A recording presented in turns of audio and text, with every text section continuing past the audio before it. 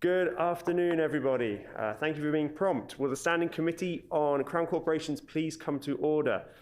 Before the committee can proceed with the business before it, it must elect a new chairperson. Are there any nominations? Minister Guimard. I would like to nominate Mr. Blaine Peterson for chair. Mr. Peterson has been nominated. Any other nominations? Seeing none, Mr. Peterson, please take the chair.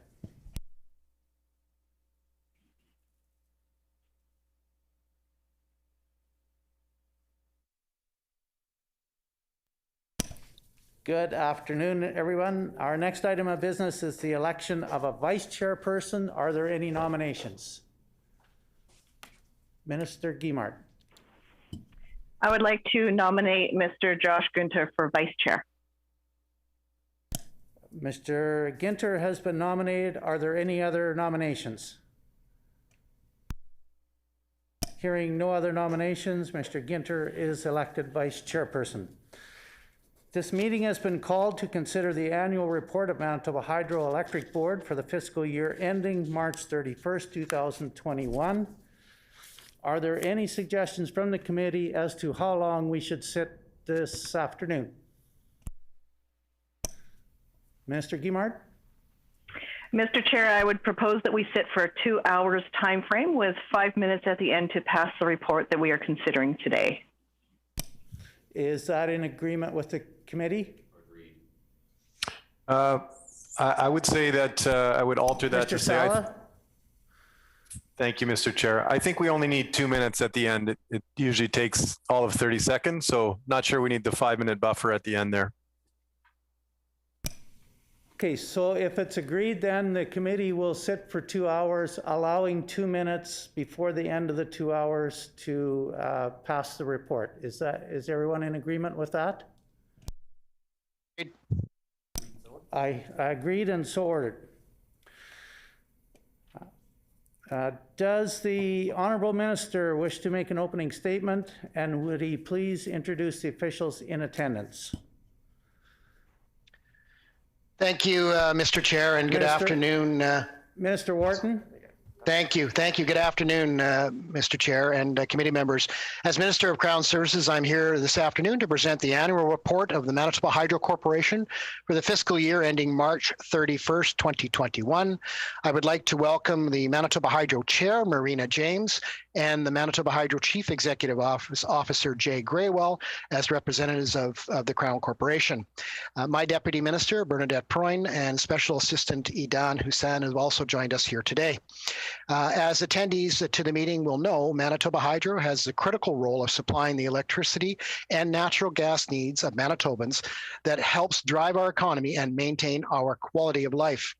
To that end, I have tasked Manitoba Hydro to continue to refine and modernize the ways that the corporation conducts business in an effort to focus more on its critical core business, improve its financial health, and most importantly, provide the people and businesses of Manitoba with reliable, clean power. Along with government as a whole, Manitoba Hydro also is taking strides to strengthen their relationship with Indigenous communities in the spirit of reconciliation.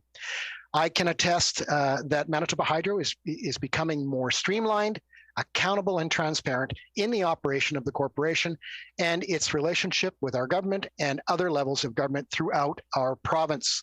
Despite the challenges that COVID-19 pandemic continued to have in Manitoba, I know that the board of Manitoba Hydro and the staff at the Crown Corporation performed exceptionally in carrying out their mandate, all while continuing to deliver services in a rapidly shifting pandemic environment. I know that the board and the staff of Manitoba Hydro will continue to deliver services to the best of their ability as we face yet another wave of COVID-19. Jay Graywell, President and CEO of Manitoba Hydro, is now ready to make opening remarks, and along with the Chair of Manitoba Hydro Board, to respond to questions relative to the corporation's operations while I respond to any questions that involve government policy. Thank you, Mr. Chair, and we look forward to discussions this afternoon. We thank the Honourable Minister. Does the critic for the official opposition have an opening statement? Yes, I do. Mr. Sala, go ahead. Thank you, Mr. Chair. Good afternoon to the Minister and his staff, and of course to Ms. Grewal and Ms. James. Thank you so much to everyone for being here today. We know that in the past 7 months since we last met, a lot has happened with Manitoba Hydro as a corporation, from continuing to deal with COVID-19 and drought conditions to directives being provided regarding the wall report, export opportunities commencing with more units of kiosk coming online. Obviously, we have lots to discuss here today. And of course, with Bill 35 now being dead, the public can for now once again be confident that rate setting will be done using a transparent and independent process. So again, lots to discuss. We have a new premier, but we continue to see interference, unfortunately, in our crowns, including hydro.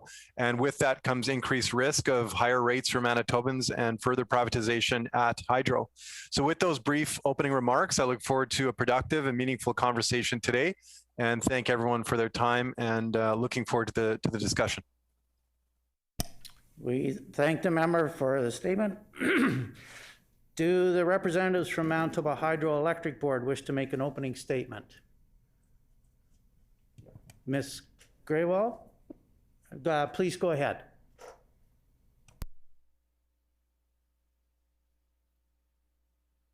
Ms. Grewal, you have to unmute yourself.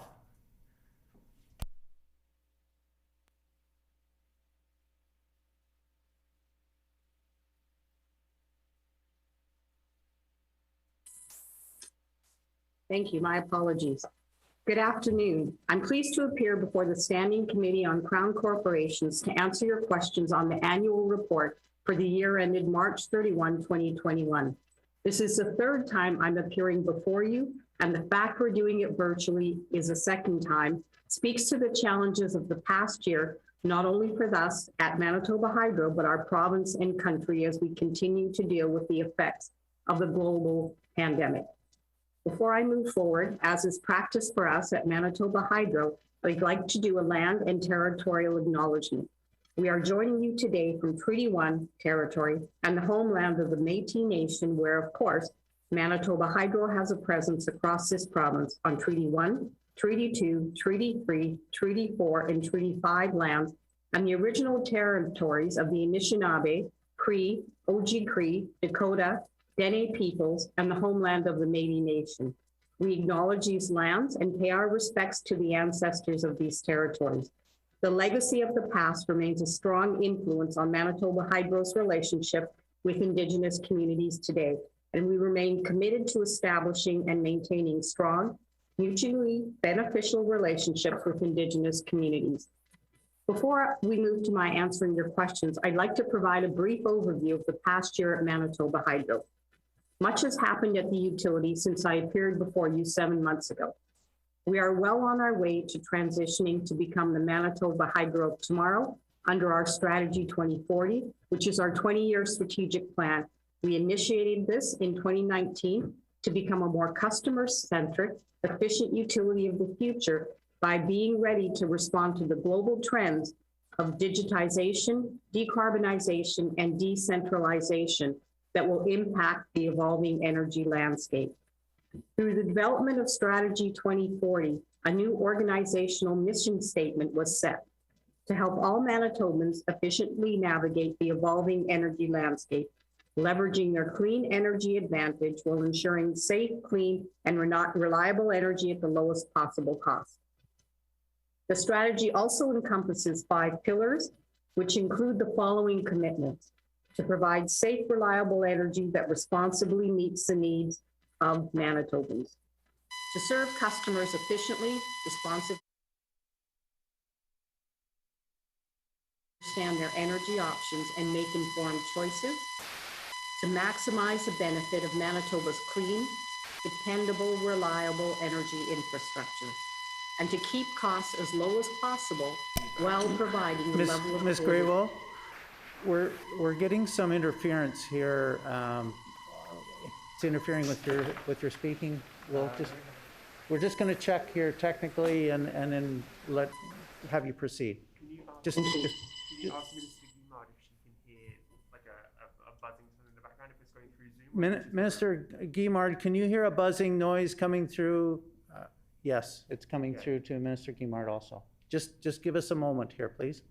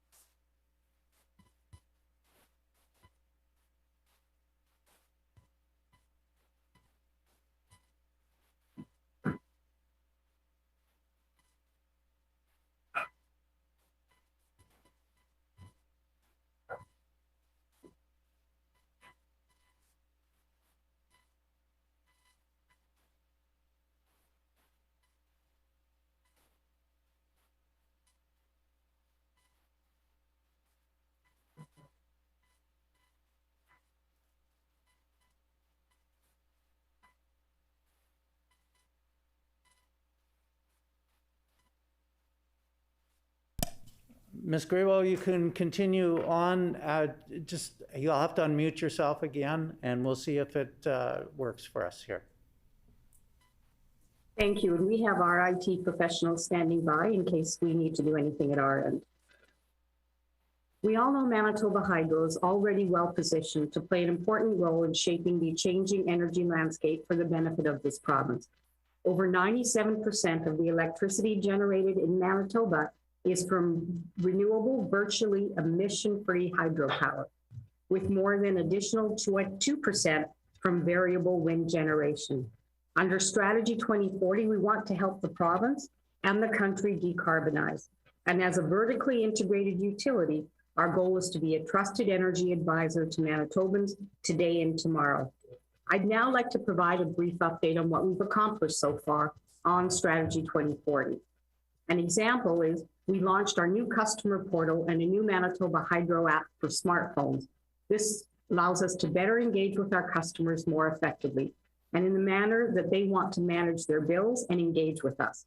As of today, we have approximately 241,000 active customer portal accounts, which is almost 40% of all Manitoba Hydro customers.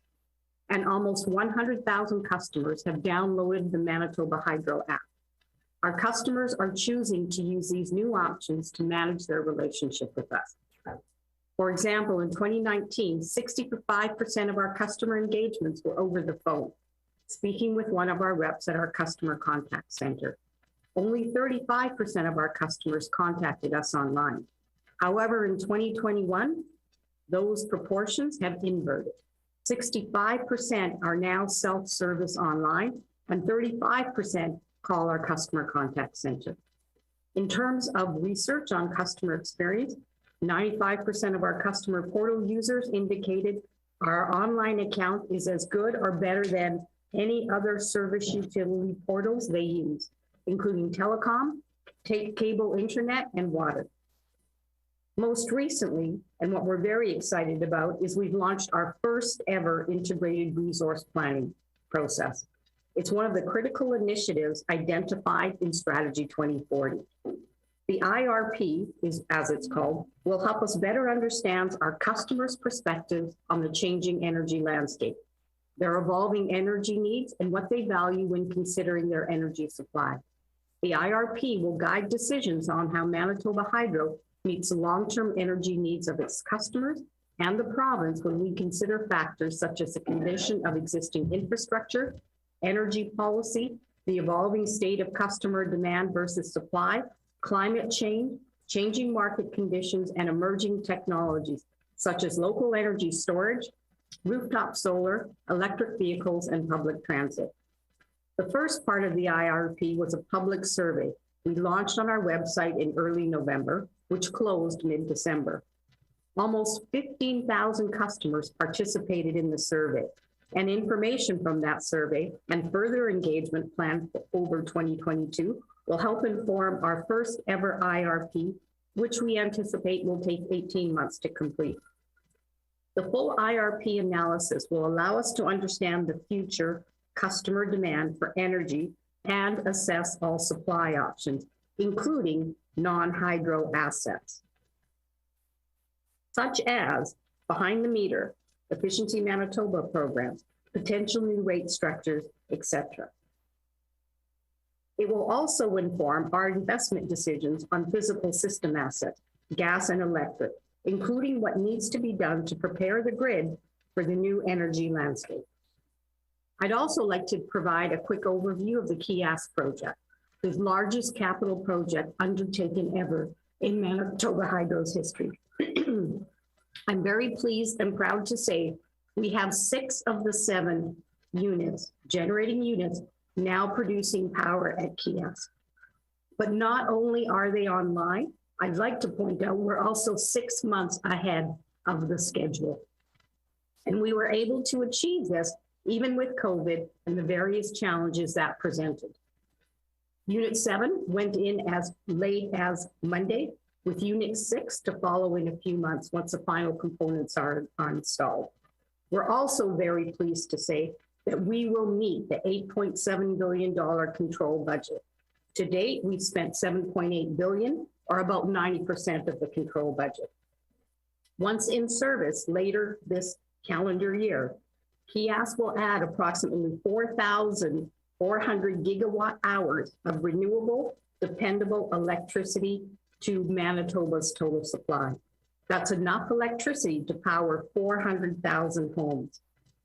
And it's reliable electricity our customers can count on.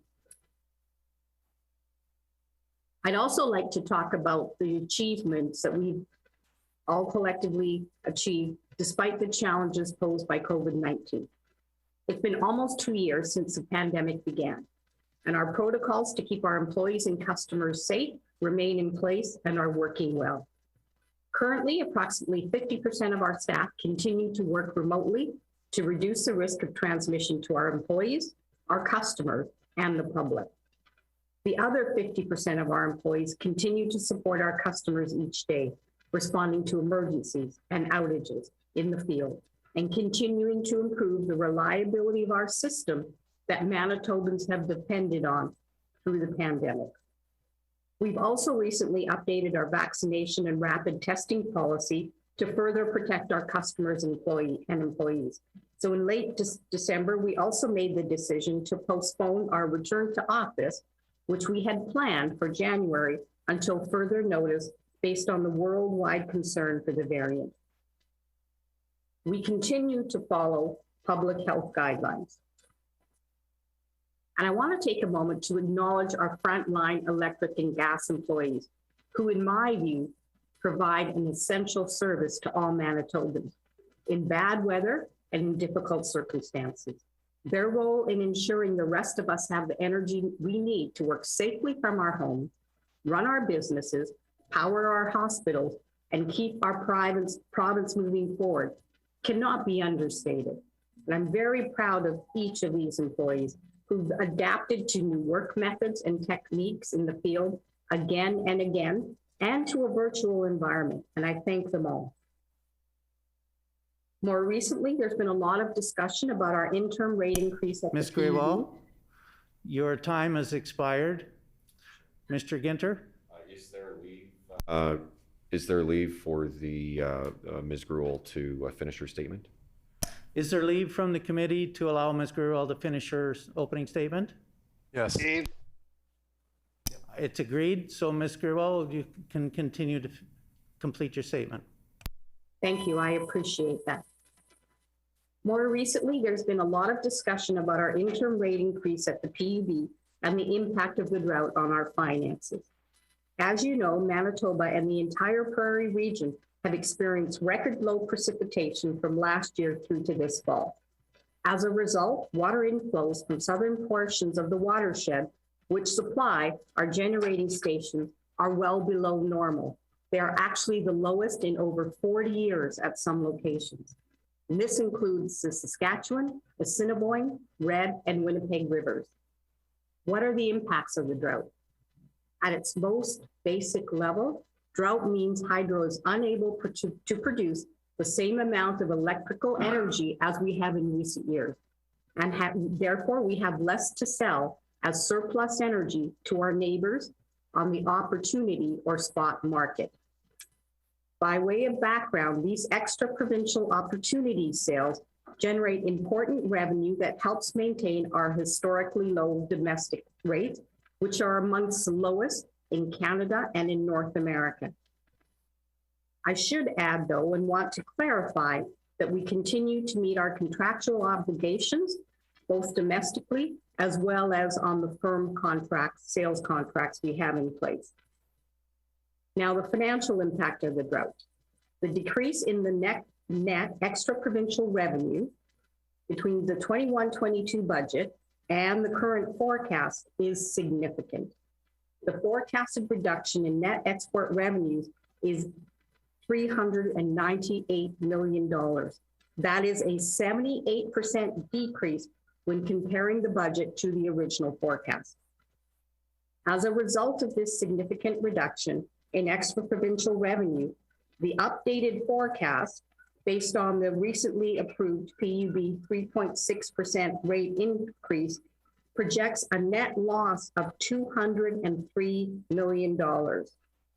And that swing occurred within 1 year.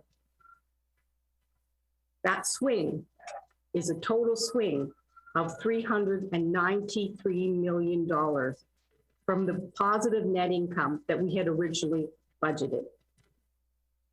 As you would expect, I am very concerned about the financial health of Manitoba Hydro, and I believe all Manitobans should be.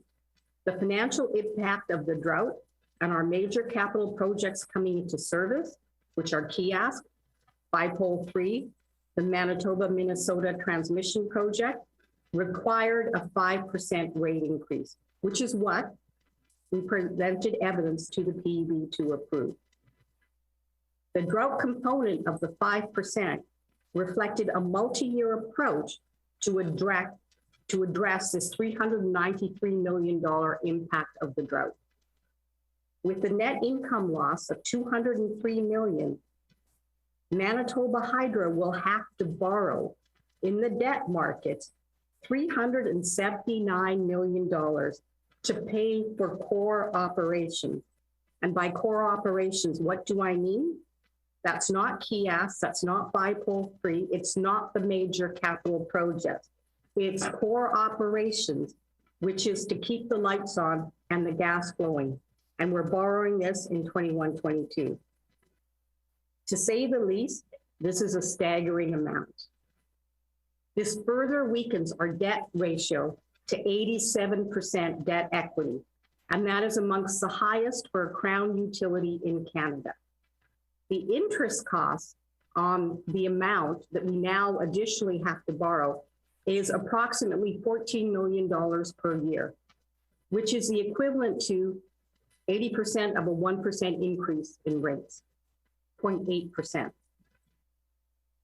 Additionally, I'd like to point out that 40 cents of every dollar our customers pay us to keep the lights on and the gas flowing goes to paying interest on our debt. And that is approximately twice what is normal for other Canadian Crown utilities. The unfortunate reality is the current level of debt has tied our hands, and that we have very little ability to deal with uncomfortable risks, inherent risks in our business, which we've seen materialize over the last 2 years.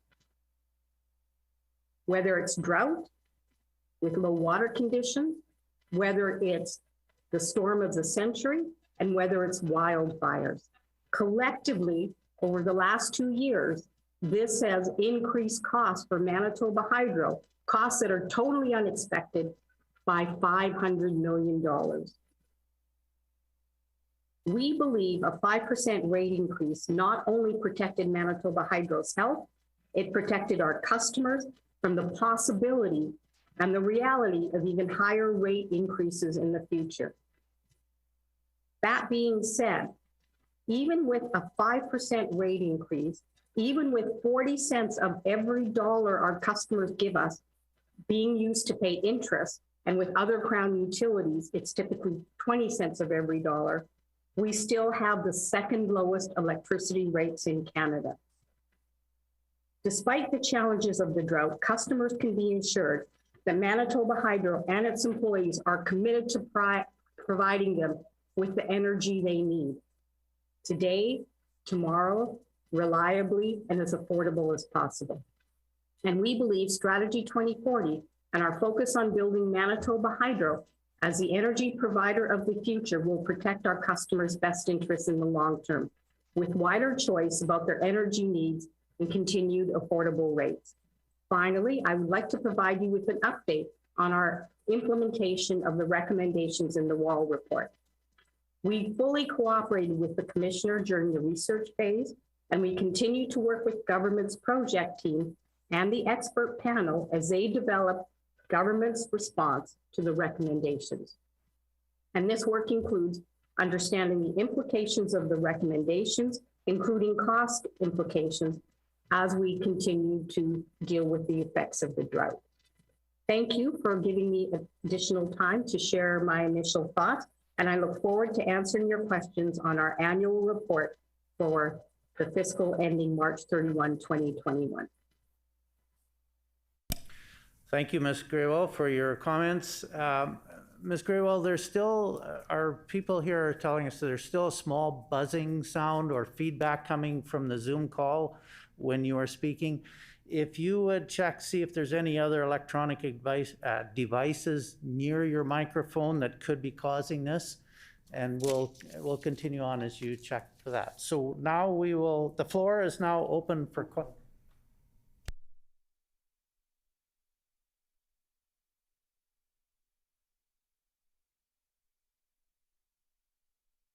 The floor is now open for questions.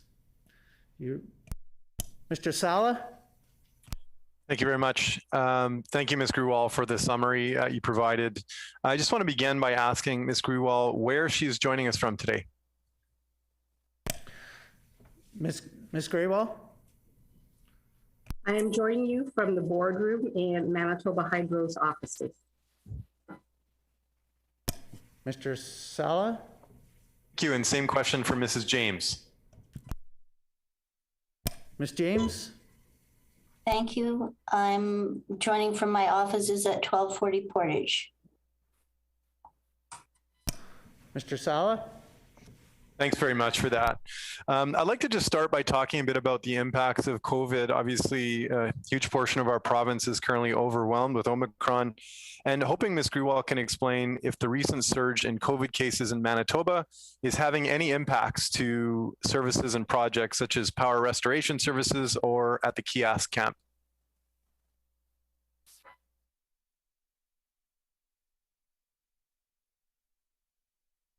Ms. Grewal?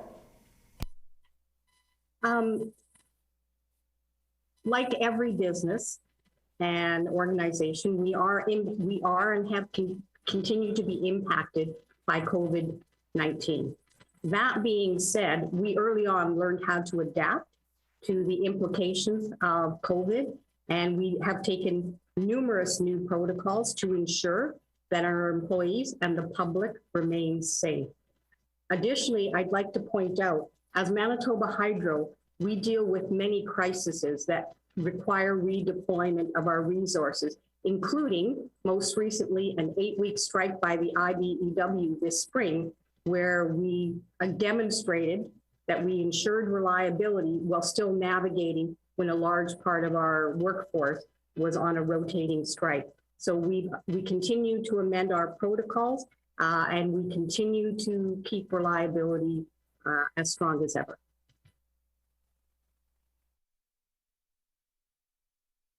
Mr. Sala? I thank Ms. Grewal for the response. Can she just describe a bit about what types of approaches have been implemented as it relates to keeping our the folks that are restoring power safe?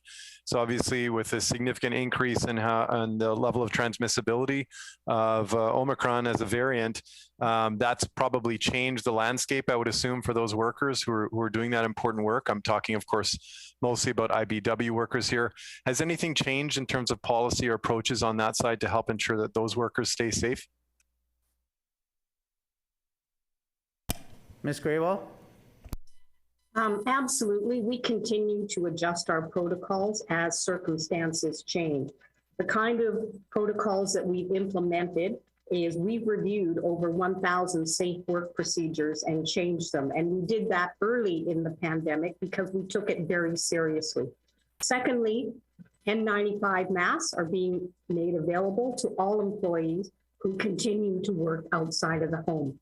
Thirdly, another example would be we only have one person per vehicle traveling, and it's something I always watch for to ensure whenever I am in my vehicle and on the road.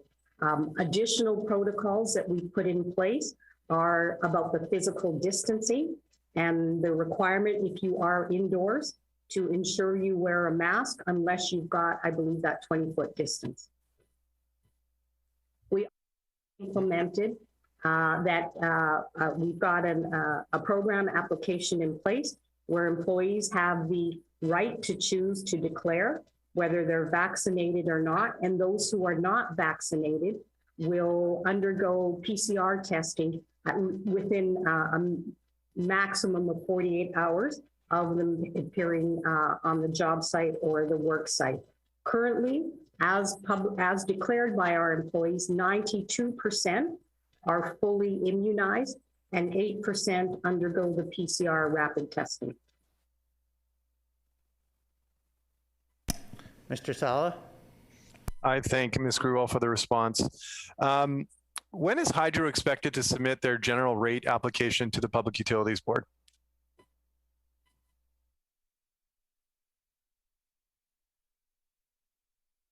Oh, sorry, Ms.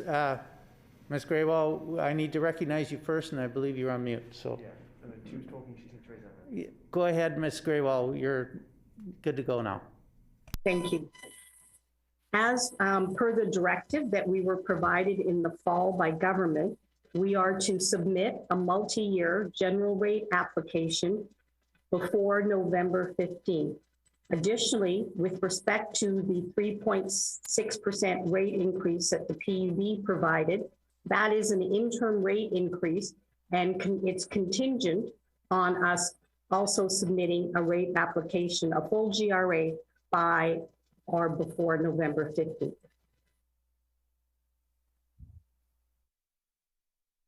Mr. Sala? Thank you for that response.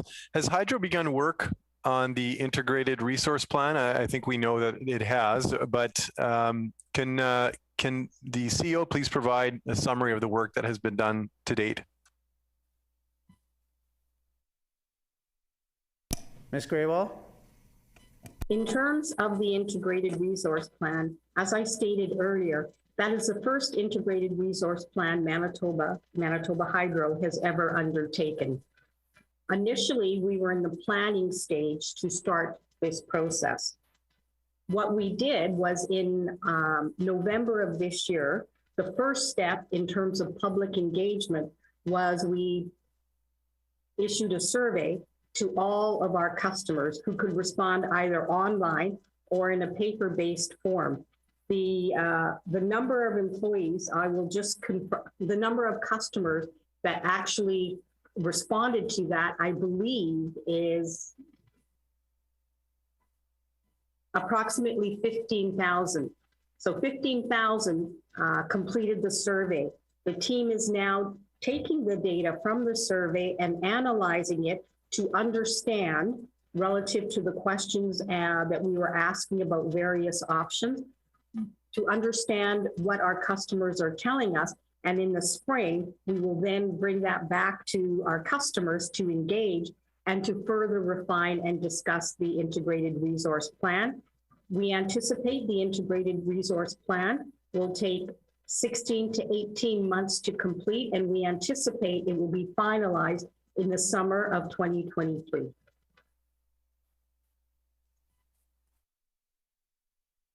Mr. Sala? I appreciate the response. Can Ms. Grewal maybe update us on some of what we might expect to be some of the key contents of that integrated resource plan? Ms. Grewal? It would be premature for me to speculate as to what would be the content of the integrated resource plan, because it will depend upon what our customers are telling us that they want in the future. And we need to understand both the supply and the demand side, which will then inform the integrated resource plan. Mr. Sala? So I understand that the CEO is suggesting that the integrated resource plan will be largely driven by the inputs from Manitobans. And of course, I can understand the importance of ensuring that Manitobans have an opportunity to provide a say on how they want to see the province help to meet their energy needs. But, you know, when I think about the average Manitoban, they want a cold beer and they want their house to be warm. They want easy access to be able to pay their bill. But beyond that, I guess I'm hoping the CEO can elaborate as to what it is about the inputs from Manitobans that she expects will help come to form the basis of that integrated resource plan beyond meeting those basics. Can she just elaborate a little bit as to what she expects in terms of the overall direction of that IRP? Ms. Grewal? You know, I think there's, as I touched on earlier, there's the IRP looks at both supply and demand. And the IRP will look at all of the choices and options Manitobans want to consider. So on the supply side, solar, wind, behind the meter technology there. On the battery storage. On the demand side, there are things like electrification of transportation would be one key one. Also understanding, and when we say customers, I want to remind the committee that we have a large customer base, and our residential customers are actually about 40% of our customer base. The remaining 60% are industrial customers, commercial customers, small business customers, and we will be engaging with all of those customers to understand what they are thinking of and how they intend to use electricity going forward, including to what degree will they be relying more on our green dependable energy. We'll also be engaging to understand from an economic development perspective what may be happening in the province given our green dependable energy that does not attract carbon pricing.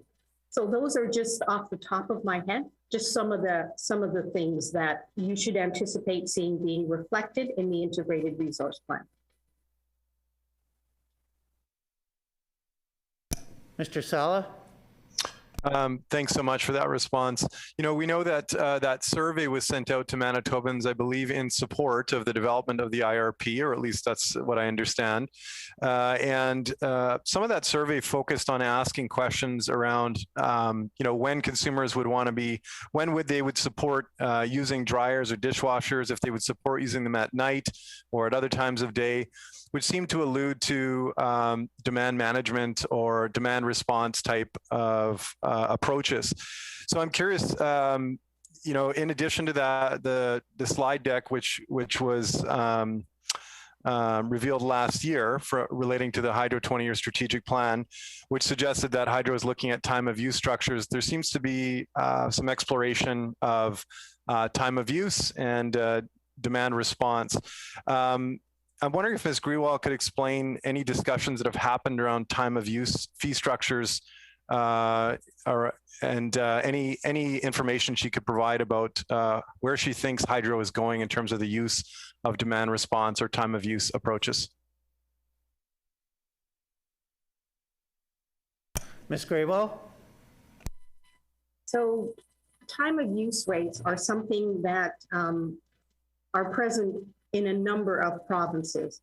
And I just want to clarify a couple things. What is time of use rates? They're pre-established rates that are established through the regulatory process. So it will be the PUB that will be making decisions here. But what it does, it sends price signals to our customers that may cause them to change when they use energy. And if they use it at times when it's not peak, there may be price benefits when we're looking at how we shape peak demand, which is something that we're always very conscious of. So those are what time of use rates drive to achieve, and they're already present in higher cost jurisdictions. But we want to be clear, we were just asking questions. Is that something our customers would like to see? Time of use rates, different pricing signals at different points in time. We've not gone any further beyond that other than asking the question.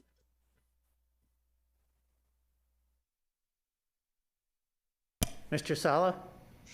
I thank the CEO for the response. So would the CEO then suggest that she sees a future use or utility to pursuing time of use rates here in Manitoba?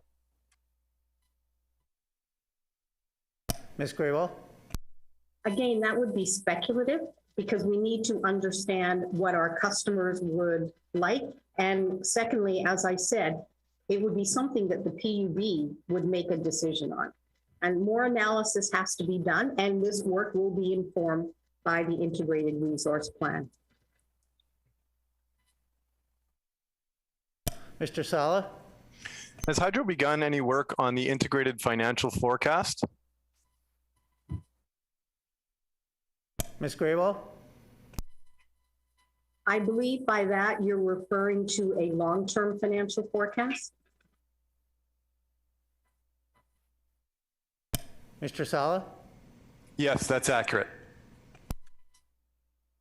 Ms. Grewal? So I believe, as I've shared previously, and as we discussed with the PUB, the discussion about the integrated resource plan actually flows nicely into a discussion about our long-term financial forecast.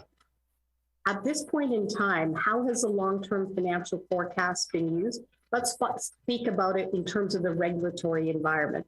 The Public Utility Board uses the long-term financial forecast to look at how to set rates, because they look at not only rates in the near term in terms of what we're asking for, but what its anticipate rates might need to be based on that financial forecast in the longer term in the future. As I was speaking about the IRP, I was very clear that both supply and demand will potentially materially change. And once we have the output from an integrated resource plan, that will inform our long-term financial forecast. And it's critical that what we take to the PUB as a long-term financial forecast has that integrity in it, that they can rely upon it to make decisions about future rates of energy in Manitoba. Mr. Sala? I appreciate the response.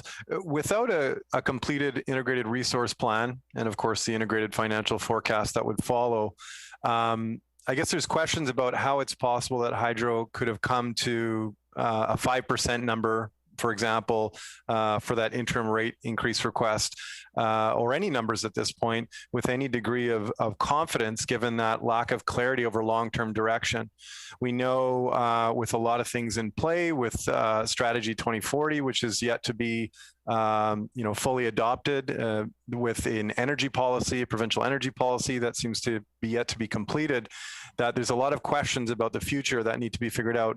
So I guess the question is, how can Hydro be confident that the general rate application or the rate application that they made recently for a 5% increase adequately reflects Hydro's true financial needs, given the number of outstanding questions about the ultimate direction that Hydro will go in the years to come? Ms. Grewal? A few things. Firstly, if you will recall, the budget that Manitoba Hydro put together pre-drought reflected a need for an increase of 3.5%. All that Manitoba Hydro was asking for, because as I said in my opening statements, we're taking a multi-year view on how to recover from this potential $400 million, well, from the almost $400 million impact, was a multi-year review. We were only asking for an additional 1.5%. Secondly, I'd like to go back to our core financial fundamentals as Manitoba Hydro.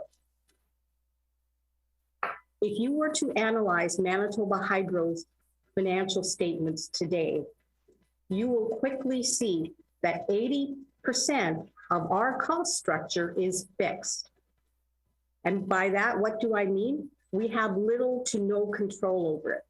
And what are those major components of the fixed costs?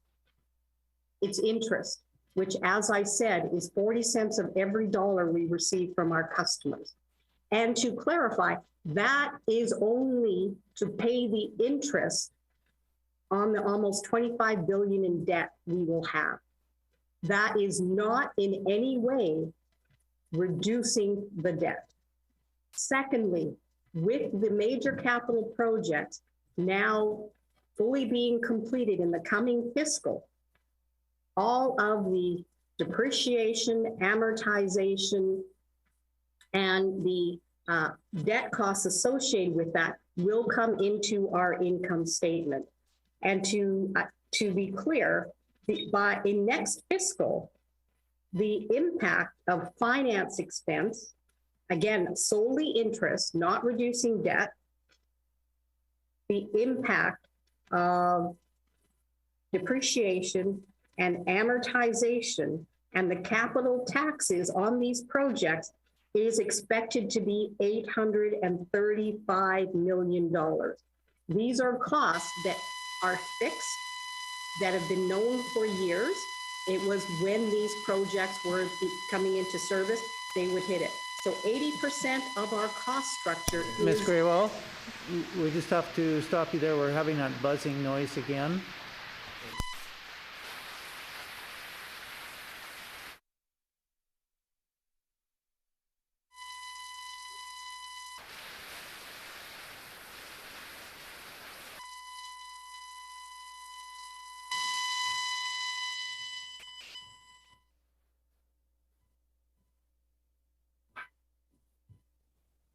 The noise is gone, Mr. Chair. We're expecting this noise coming from, Ms. Graywell, you wouldn't happen to have a headset that you could use because the thought is that there's interference coming into your microphone from your desk or something. If you have a headset, we could take a pause just while you get that set up.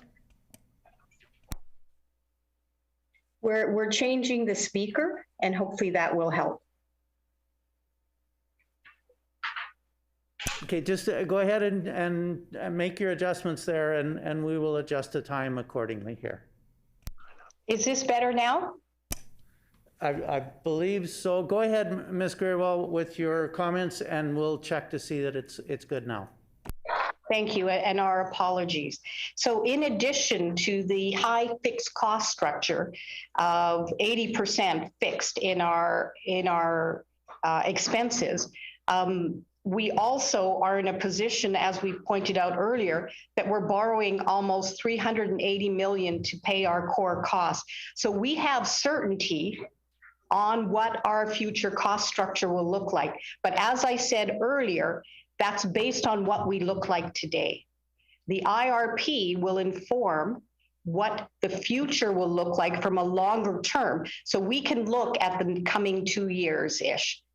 The IRP will inform the longer term 20-year financial forecast. So we are absolutely confident that the numbers we presented, given these are fixed costs that we have no control over, our costs and our cost structure. And with the fixed costs going up, as we've identified, rate increases are necessary. And I believe Manitoba Hydro has continued to bring this forward at every opportunity, including in the regulatory environment. Thank you, Ms. Graywell. I think our technical problems are fixed now too, so that's great. Mr. Sala, go ahead. Thank you so much. Has the coming online of those 6 other units impacted or changed anything in relation to the financial forecast?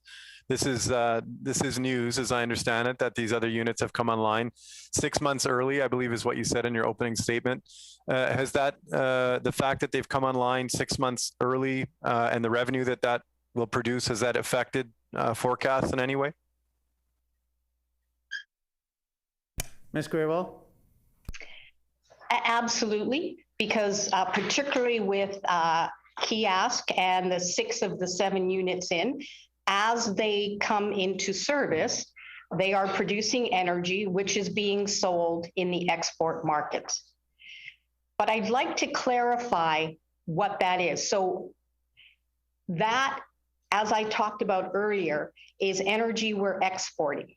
And that energy is primarily being sold in the spot market until I would say the Sas Power Contract comes in mid in 2022. But the point is that the revenue those assets are generating is to reduce the costs and the impact from these major capital projects. So let's speak specifically about the Sas Power Contract. So the Sas Power Contract, as has been spoken about in the media, is $5 billion. And that's not just one contract, it's all of the contracts we have with Saskatchewan Power. But what I want to be clear about is that is over 30 years. And if you break that down, I think it's about less than 150 million a year, but our cost structure is going up by 835 million in 22-23. That'll be how much these additional capital projects have added. So there is additional revenue being generated, but that revenue is not offsetting the cost of these projects and how they are now hitting our income statement.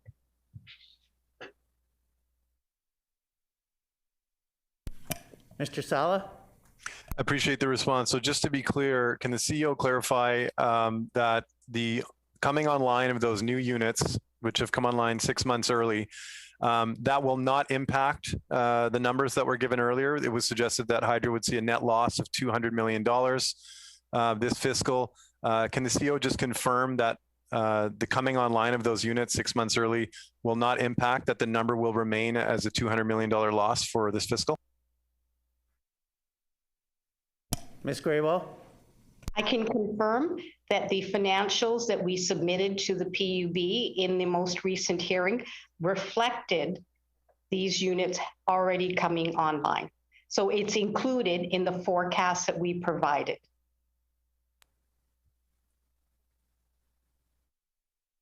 Mr. Sala? Appreciate clarity on that.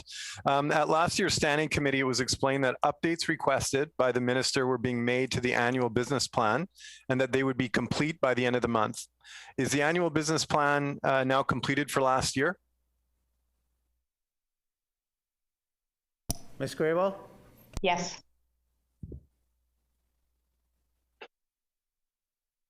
Mr. Sala? Could Ms. Grewal commit to providing a copy of that to the committee?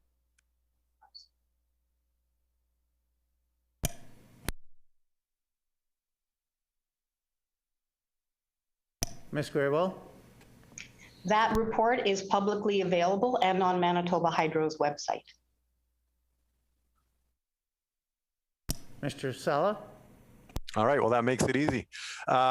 With the strike costing Manitoba Hydro $18.4 million, what portion of the requested rate increases are going to go towards covering those costs?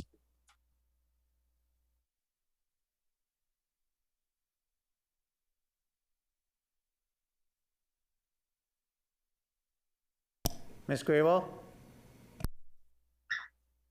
I can't say specifically how much, what dollar amount, but we think in terms of from an electric perspective, it's 1% or the equivalent of $17 to $18 million annually. Mr. Sala? So just to confirm that the costs of the strike equate to approximately a 1% hydro rate increase. Is that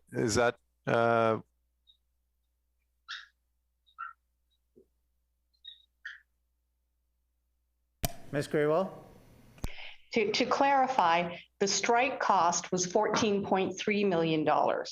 The 17 to 18 million, or is what was awarded by the arbitrator to the IBEW, which is the 1%. There were also, I'd also like to point out in terms of the strike is that the strike cost that we incurred was a one-time, one-year strike cost. Whereas the new collective agreement that the arbitrator has made a decision on, those are annual costs. And every single year, Manitoba Hydro customers will be paying that 1% in their rates for what was awarded to the IBEW. Mr. Sala? Appreciate clarity on that.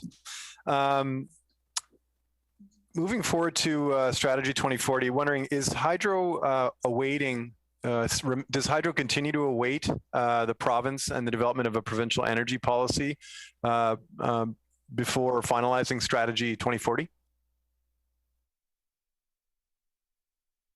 Ms. Graywell? As we were building Strategy 2040, which we started in 2019, we engaged with the province at various points. and they had the opportunity to provide us with input. Strategy 2040 will always align with energy policy, and we will adjust it as required once the province has finalized its work on creating energy policy. I would say the same thing about the integrated resource plan, which is, while we are engaging with customers and understanding their thinking, and I don't want to speak for government, but we anticipate energy policy will be completed and in place before we complete our IRP. So the final thing I'd like to say is the strategy is a long-term view, and it is a living document. We will always be revisiting it, testing our underlying assumptions, and including ensuring it is aligned with energy policy. Mr. Sala? So when do we expect that Strategy 2040 will be finalized? Ms. Graywall? Again, I'd like to reiterate, it's a living document, but our intention is in early spring of this year, we're intending to actually go and publicly start to engage, firstly with all the stakeholders, because we engage with over 90 stakeholders across the province as input into Strategy 2040, but to more broadly talk about Strategy 2040 as it exists today, given what we know today.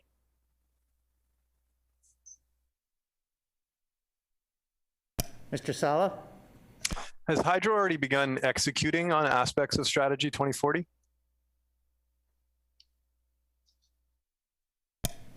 Ms. Graywall?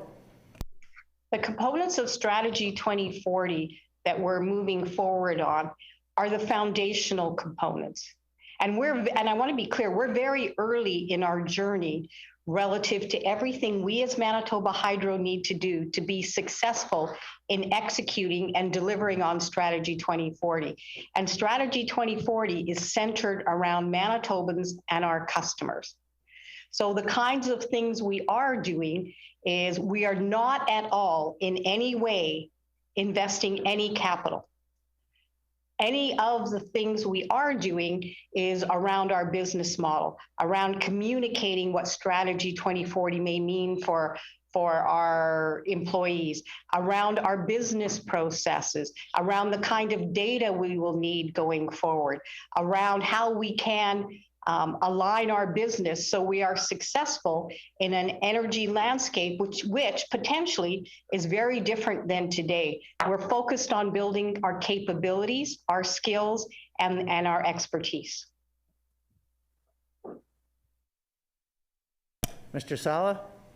Thank you so much for that. Was the hiring of the two new VP roles in alignment to Strategy 2040? And if so, how was it in alignment to Strategy 2040? Ms. Graywall? So what I want to say is there are two new individuals that joined Manitoba Hydro as vice presidents, but we continue to have only 7 vice presidents as we had before Strategy 2040. Secondly, these two roles are roles that to some degree existed already in Manitoba Hydro. One of the ones is focused on customer. We've always been focused on our customer. We just never specifically called that out in a VP title in this manner. And there's more focus on how we can better serve our customers. And for example, as I shared in my opening remarks, the work around the portal and the like, and customer journey mapping, that's all part of it. Secondly, the other portfolio is VP Digital and Technology. IT and OT, which is information technology and operational technology, have always been foundational to how we manage our business and we operate our assets. What's new in that portfolio is the concept of digital, because data will be how we will understand and operate not only our assets in an environment where you have a bi-directional flow of energy and you're always looking on how you balance the grid and ensure energy is where it needs to be, but also in terms of the data to understand when our customers are making different decisions that we need to then ensure reliable energy is for. So what I would say is that there are roles that have evolved and been focused relative to Strategy 2040, but they are not new VP roles. Mr. Sala? Thank you for that. How many new employees does Hydro expect to hire to work in support of Strategy 2040? We know that the organization has lost somewhere, I think, around 1,400 employees over the last several years, from I think 6,800, 6,900 down to 5,400 or so. Might have those numbers a little bit wrong, but I know we've seen a lot of employees leave the organization, and many, I think 900 were let go as part of a consolidation or a staff reduction initiative that was encouraged by our current PC government.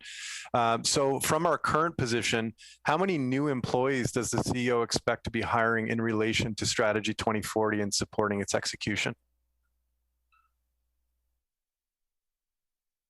Ms. Graywell?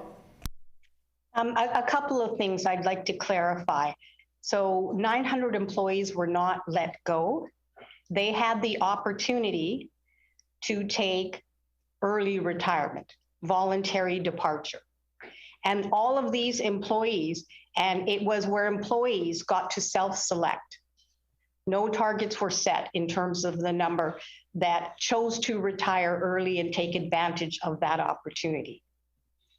That took place over 17 and 18, over that 1.5, 2-year period. Going forward, we know it's critical that Manitoba Hydro operate as effectively and efficiently as possible. Going forward, our intention is, and how we are planning, is that the number of employees we will have will not increase beyond what the amount was after the Voluntary Departure Program. Mr. Sala? Can the CEO just elaborate a bit about the impacts on the organization of having lost those 900 employees through that Voluntary Departure Program? What did that do to the organization and its capacity? And is the organization now is it fair to say that Hydro is now in a sort of rebuild phase to start to bring back some of the skill sets that may have been lost through that process? Ms. Graywell? So a couple of things. Manitoba Hydro is a large organization, and we don't lose skill sets. We may have certain individuals depart, but we ensure the knowledge, the skills, the capabilities are absolutely there in Manitoba Hydro. So we always make sure we have the right skills and the right capabilities in the organization to ensure reliability. And I would say, if you were to look at our reliability statistics, both on the gas and electric side, they have not changed over the last few years.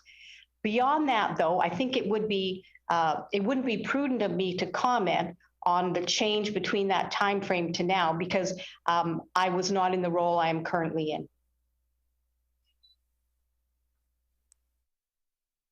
Mr. Sala? Thank you for that response. Over the last few years, we know that operating costs of Hydro have escalated significantly. I think a total of about $83 million over a period of 3 years. In the past, increases in operating costs usually escalated by maybe 1 or 2%, but over the past 2 years, we've seen a significant increase in operating costs year over year. Can the CEO please help us to understand a bit about why operating costs have been growing to such an extent, especially when we've seen a significant reduction in the total number of employees working for Hydro?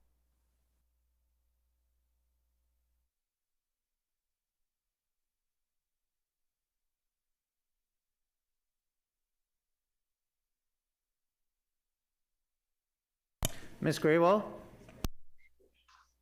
Inflation, particularly when it comes to labor, has an impact on O&A. And our O&A costs are primarily labor, but there are also some materials that are used in our day-to-day operations. So I would suggest we look back at what was the rate of inflation and how did that impact our O&A costs, and inflation or CPI.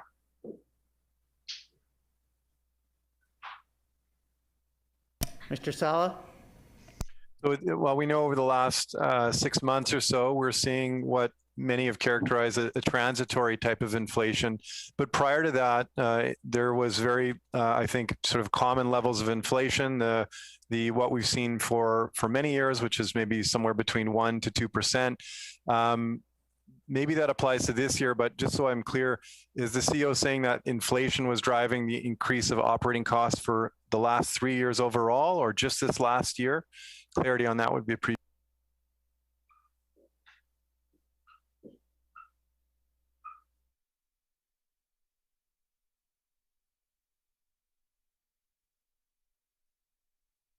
Ms. Graywell?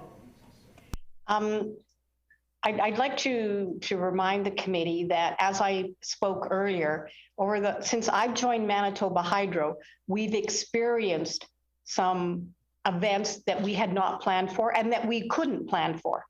One of the factors was the storm, October 19th, the storm of the century, which cost us, I believe, slightly under $100 million in total.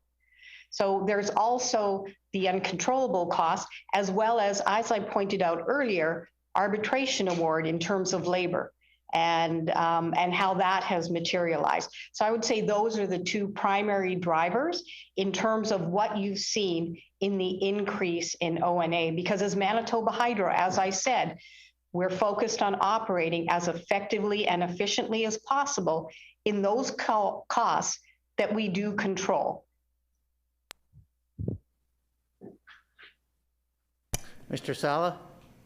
Thank you very much for that. Page 10 of the annual report states, following a comprehensive review of our subsidiaries, we reorganized Manitoba Hydro International in alignment with Strategy 2040 to bring a greater focus to our core business.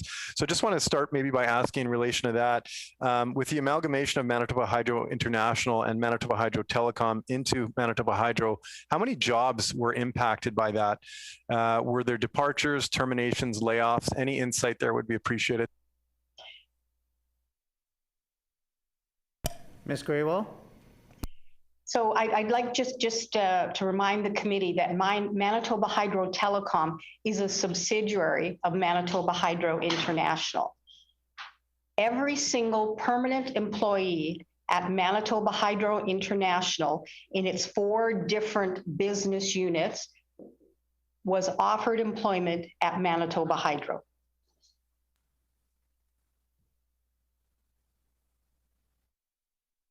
Mr. Sala? Thank you for that response. I appreciate it. We do know, though, that a number of employees left Manitoba Hydro International during the process of the realignment.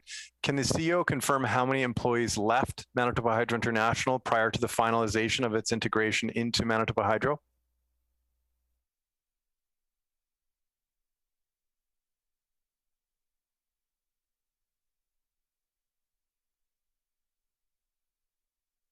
Ms. Graywell? We'll have to take that under advisement and look into that. Mr. Sala? Page 10 of the annual report states, following a comprehensive review of our subsidiaries, we reorganized Hydro International in alignment with Strategy 2040 to bring greater focus to our core business. Was that review done internally, or was an outside consultant hired? Ms. Graywell? So just to put this in context, Manitoba Hydro undertook a review of all of the business we do and all of the business units in Manitoba Hydro, and MHI was included in that. And we engaged a third party to support us in this work. Mr. Sala? Thank you for that. Who was hired and what was paid to them for the value? What was the value of that contract?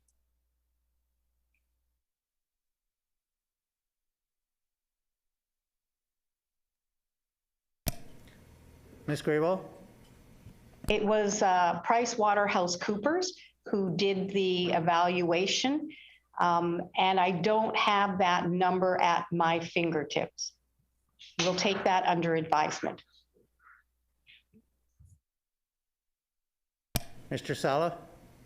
I appreciate that, and I do hope that the CEO can undertake to provide that back to the committee.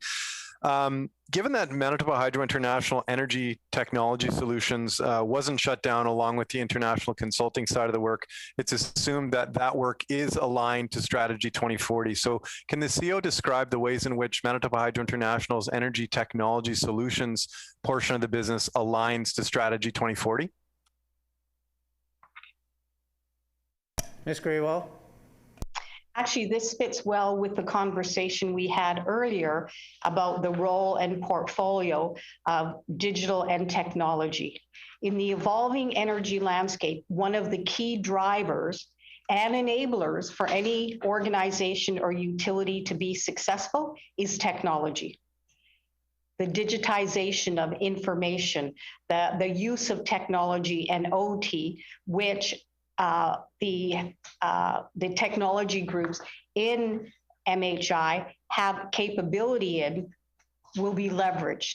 Secondly, I'd also like to point out that those groups were working with made in Manitoba technology for utility industries, and they're continuing to work with that.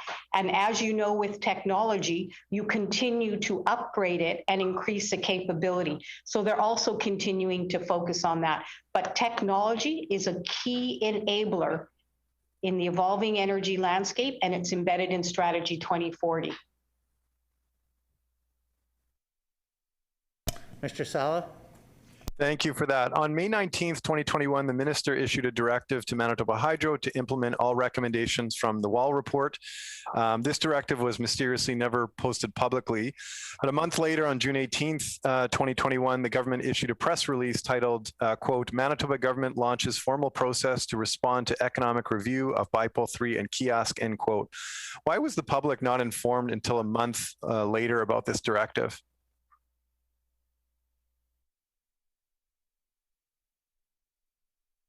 Ms. Grewal? I believe that government is best positioned to respond to that because we don't actually post the directive.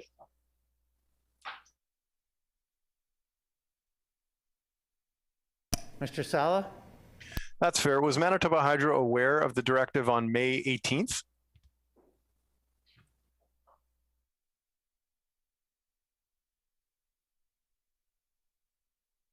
Ms. Grewal? We'll have to check the exact date on when we received the directive, so we'll take that under advisement. Mr. Sala? Appreciate that. So in the opening statement from the CEO, she alluded to some of the work that's been done by the committee that's been tasked with enacting and moving forward the recommendations from the report. I'd like to ask the CEO if she could provide a summary of the work that that project team has completed to date. Ms. Grewal? There are a total of 51 recommendations in the report. And not all of the recommendations apply to Manitoba Hydro. Some are specific recommendations that government is looking at. For those recommendations that do apply to Manitoba Hydro, we've gone through a process to assess a couple of things. One, what is our current state relative to the recommendation? Because there are many that we've already started to, prior to the report being released, have already started to move forward on. So we have also been providing information to government and supporting them because this is government's review of the recommendations. It is not Manitoba Hydro specifically reviewing the recommendations. Our job is to support the project team and the expert panel and provide information. Mr. Sala? Which of the recommendations from the report will have the most significant impact on hydro? I know the CEO mentioned that not all of them pertain to hydro, some maybe more broadly just to government, but could she summarize those recommendations that she feels are likely to have the biggest impact on hydro once enacted? Ms. Graywell? Well, a few things. Government is reviewing the recommendations, so government hasn't made any decisions as to which ones Manitoba Hydro should act on and implement or not. So I can't comment on those until government has completed its review, which includes a number of different dimensions, including what is the cost of implementing recommendations. Mr. Sala? So the CEO did allude to engaging with that expert panel or that expert team and supporting some of the work that's been done. Have any progress reports been provided to the CEO about the work that's been done? Ms. Graywell? As Manitoba Hydro, we've made 2 presentations to the expert panel, but it's a process, and the process is ongoing. Mr. Sala? Did Hydro feel they needed outside support to allow for the enactment of the recommendations in the Wall report? Ms. Graywell? As I said earlier, there is no decision on what will be implemented and acted on or not. The recommendations are being reviewed by government, and Manitoba Hydro is providing information to government. Mr. Wharton, Minister Wharton, I believe you had your hand up. Did you want to respond to this? Go ahead, Minister Wharton. Thank you, Mr. Chair, and certainly I do, absolutely. I refer the member of St. James to June 18th, government launched a formal process to respond to the economic review of Bipole 3 and Kiosk, and I'm sure the member has had an opportunity to review that release. But if not, I do have some time, so I certainly provide for the record and for Manitobans on the line a little bit more detail towards this process. And certainly the Manitoba government has established a formal process that includes creating a project team to respond to the 51 recommendations of the economic review of Bipole 3 and Kiosk, or ERBK, from Commissioner Brad Wall, as well as an external panel to provide direction and guidance for future Manitoba hydro decisions. Again, Mr. Chair, our government is committed to taking action to create strong and transparent policies to ensure future Manitoba hydro projects are both accountable and demonstrate clear values to Manitobans. The external experts will support the project team on critical recommendations in the area of procurement and contracting. They will serve in an advisory capacity over the next year to guide the development of action plans that address these recommendations. And Mr. Chair, pleased to also put on the record as well for Manitobans, the folks that are involved in the expert panel.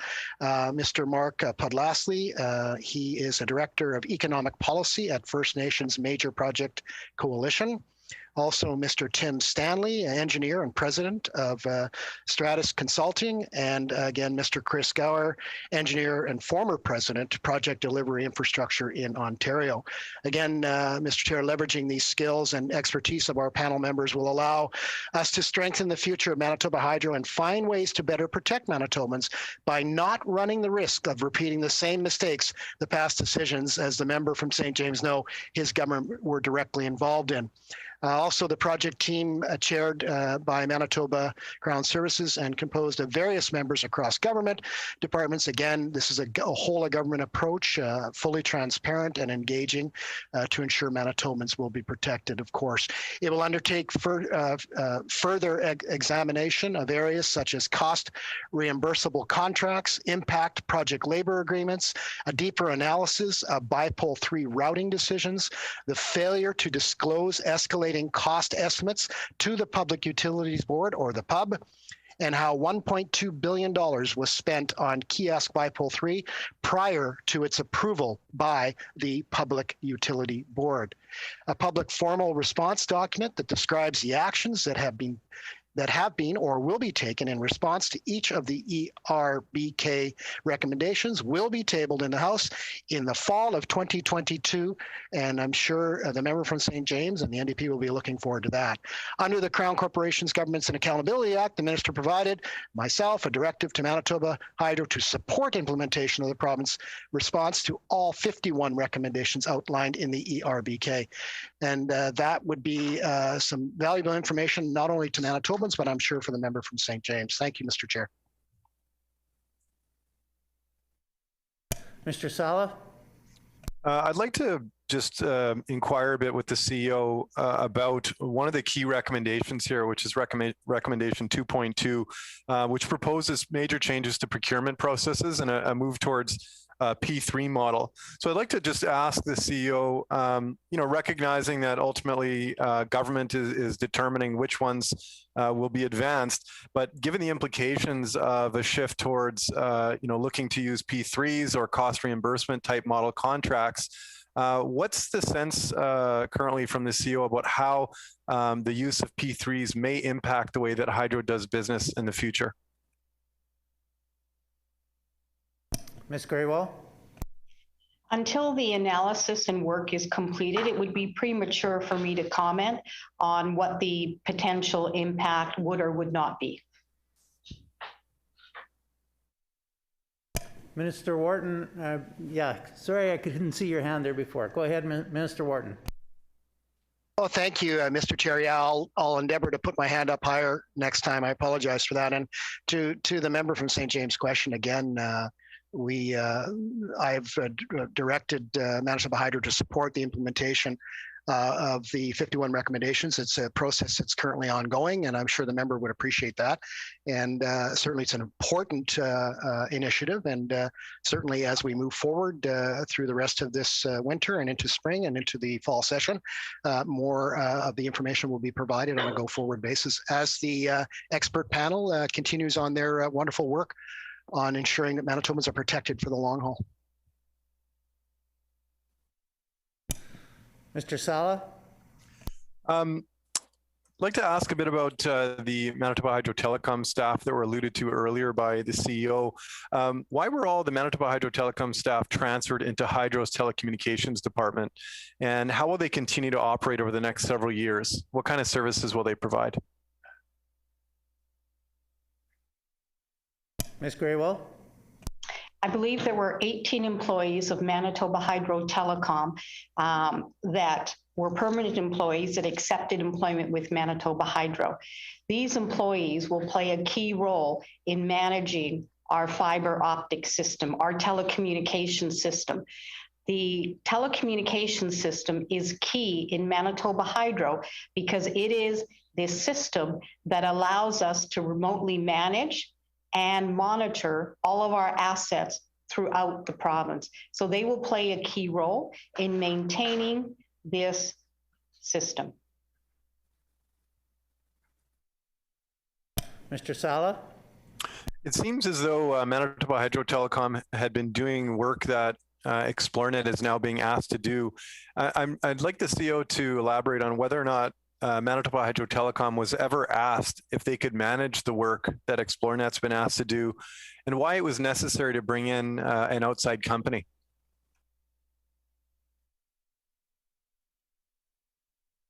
Minister Wharton? Well, thank you, Mr. Chair, and certainly we know that my colleague from Central Services engaged in an RFP, open, transparent process in ensuring that dark fiber could help. And one thing the pandemic has done, I'll digress a bit, but the pandemic has shown many, many gaps in our internet and cell service, particularly in northern Manitoba, rural Manitoba, and with our First Nations as well. So certainly we have an asset here that has been dark for a number of years. We recognize that, and the minister also recognized that and endeavored to move forward with, again, the RFP that was awarded to ExploreNet to ensure that well over 100,000 homes in northern Manitoba and First Nations have the ability to move forward in what the new normal, or the new normal will look like with respect to how we move forward with education, with training, with our job, whether we work remotely. Certainly building up that capacity now is important. Certainly the member does know that they had a number of years, almost 20 years, to move forward with connectivity outside of the city of Winnipeg. They chose not to. Our government chose to.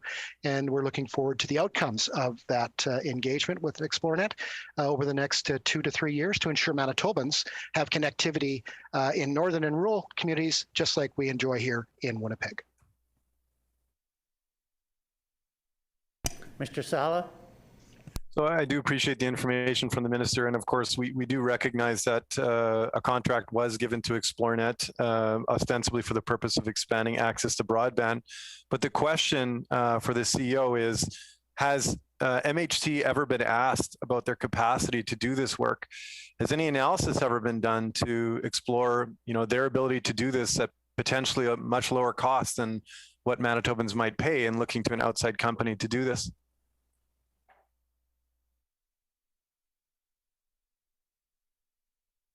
Ms. Graywall? Just a couple of things. Firstly, I'd like to point out, I'd like to bring us back to Strategy 2040. And what is underlying Strategy 2040? That Manitoba Hydro focuses on its core business. We heard that very clearly in our consultation process in building Strategy 2040. Secondly, the role of Manitoba Hydro has been to Manitoba Hydro Telecom has been to look at opportunities to create value from the 10% underutilized fiber that we will not be needing over the next 20 years. But we will still be owning that fiber. It is still Manitoba Hydro's fiber. And given our focus on our core business, given our current debt to equity, where capital is very scarce for us, our ability to achieve what ExploreNet is and make the investments to achieve the objective set does not exist.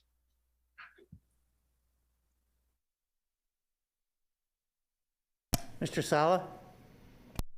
CEO has stated that Hydro was essentially unable to expand, or was unable to use Manitoba Hydro Telecom for the purpose of expanding broadband access because there's a shortage of capital. That would suggest that there was analysis done to explore what it would cost ultimately, or what it would have cost for Hydro Telecom to expand access to broadband, to bring broadband access to vast majority of the province. So just want clarity around that from the CEO. She's alluded that we didn't have the capital required to do that. Did Manitoba Hydro do the analysis, or did they do analysis, or did they request Manitoba Hydro Telecom provide a summary of costs associated with expanding access to broadband to Manitobans? Ms. Graywall? As I stated, Strategy 2040 is for Manitoba Hydro to focus on its core business, and this is considered non-core. The general statement I made about capital is a general statement. We did not undertake any analysis. Mr. Sala? Okay, so at this point, we have no idea about what those costs may have been for Manitoba Hydro Telecom to expand access to broadband for Manitobans. One of the concerns here is that, where it may not be aligned to Strategy 2040, there are other opportunities or other ways in which we could have preserved this public ownership and public governance over that excess fiber, so that we as Manitobans could have potentially generated the greatest benefits from these assets that we've all invested in, those towers, that fiber, that belongs to all of us as Manitobans. So were there other models that were ever considered by the Hydro CEO in terms of how they could realign or ensure alignment without necessarily giving away this opportunity to a private company? Was it ever, like, for example, were there ever any exploration of looking at creating a new crown, moving that outside of Hydro, having another board be put in place that it could report to create that alignment? Ms. Graywall? I'd like to reiterate that Manitoba Hydro still owns and maintains this network. It is not a public asset that has been sold or privatized in any particular way.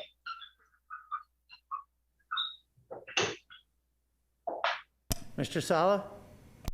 Yeah, no, I appreciate that, but I'll repeat the question. Were other alternatives explored? Were there any other approaches that were looked at by the corporation in terms of how they could have dealt with Manitoba Hydro Telecom to preserve the value that it was creating for Manitoban ratepayers? Ms. Graywall? As I said earlier, this is non-core for Manitoba Hydro, so therefore we did not assess what is stated in the question. But we do believe that this opportunity for Manitobans in those communities that do not currently have rural broadband capability, that this is in their best interest. Mr. Sala? Has a thorough assessment of Manitoba Hydro Telecom and its business contracts been completed? And what's the estimated value of Manitoba Hydro Telecom and its contracts?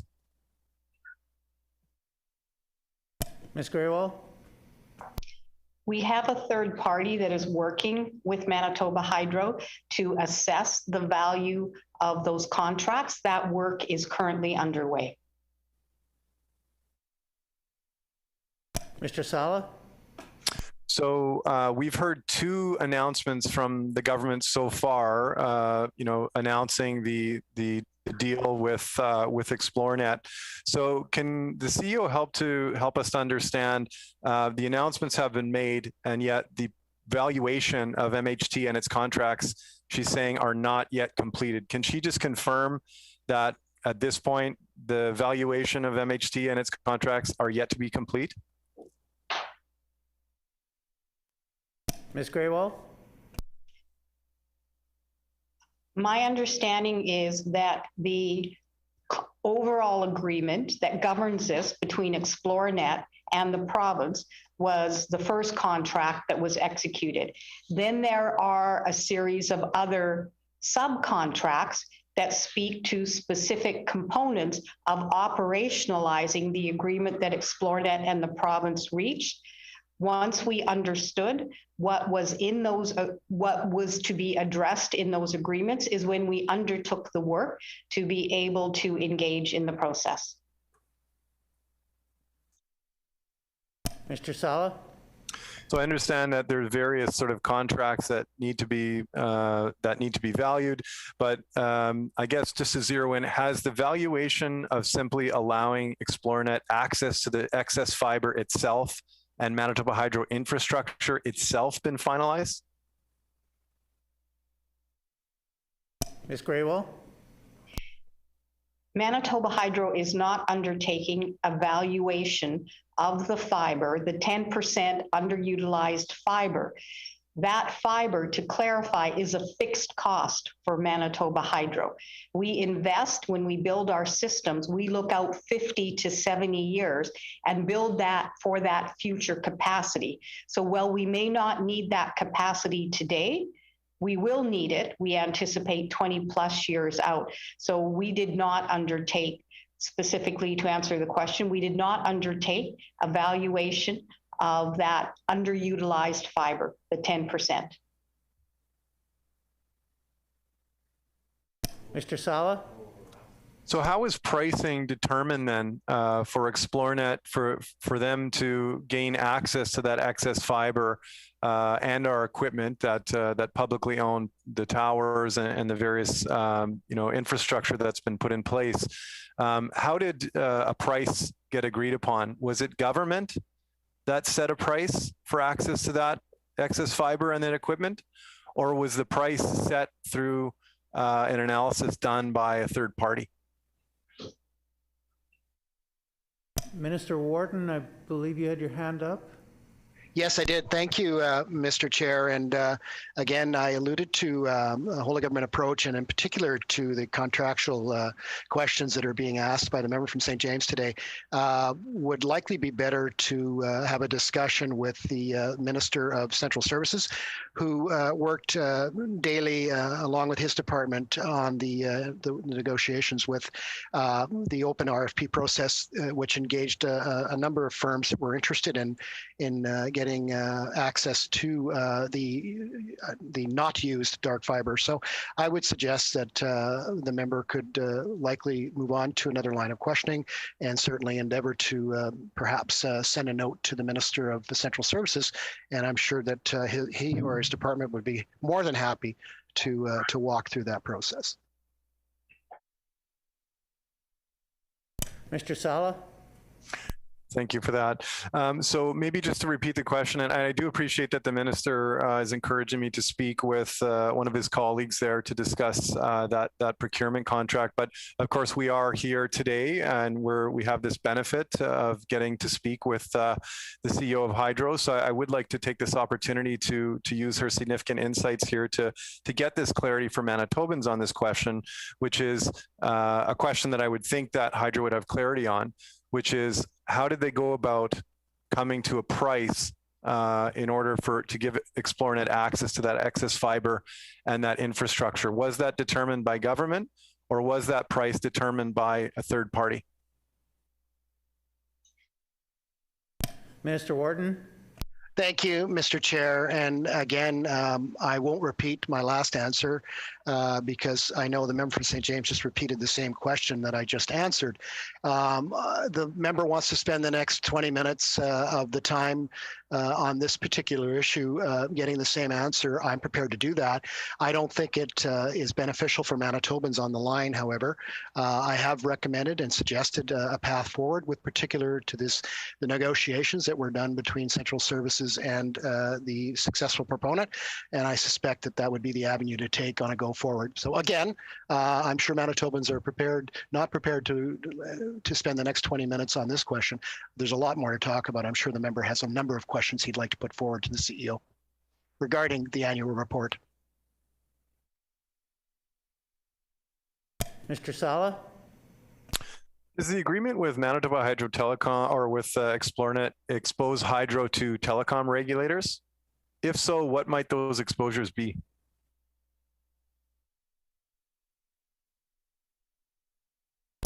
Ms. Graywall? To the best of my knowledge, at this point, I'm not aware of any exposure. Mr. Sala? And it's my understanding that a directive was issued from government in relation to moving forward with the negotiation or the deal with Xplornet. Can the CEO confirm that that is accurate? And then if so, what was the content of that directive?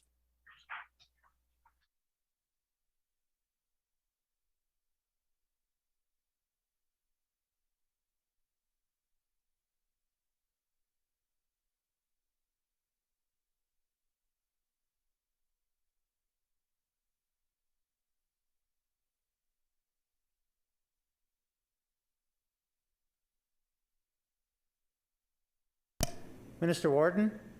Thank you, Mr. Chair. And I know the CEO had answered another question regarding a directive earlier, and the same answer, I believe, applies here. This was posted publicly, and it's certainly available, as the CEO had mentioned regarding the previous directive that was brought up about an hour ago.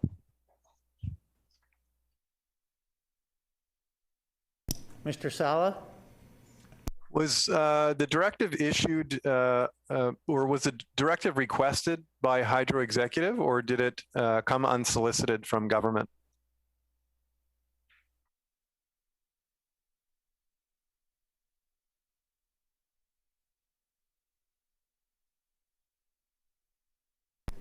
Ms. Graywall? We know that governments issue directives for Crowns on actions they would like to take, and this was a directive that was provided to Manitoba Hydro by government. Mr. Sala? So my understanding is that it's quite exceptional for governments to issue directives of this nature, especially given this is, relating to a contract. So can the CEO provide clarity as to why a directive was needed in this instance?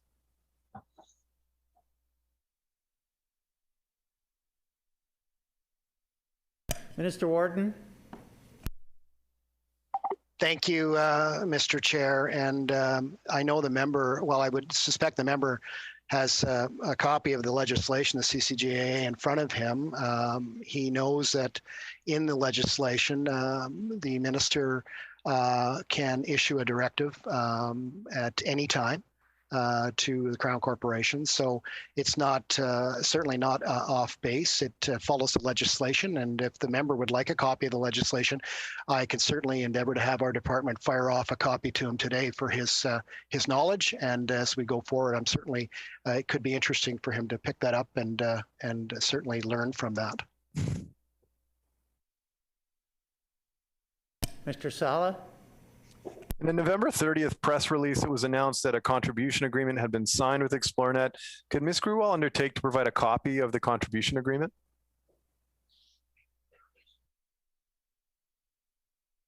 Minister Wharton?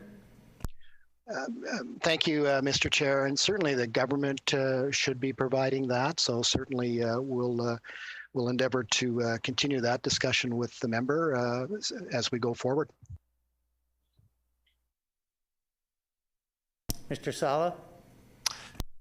So the release that I referenced there, November 30th, outlined 30 First Nations and roughly 350 rural and northern communities would receive broadband services. Does the CEO have a timeline on when those services would be provided?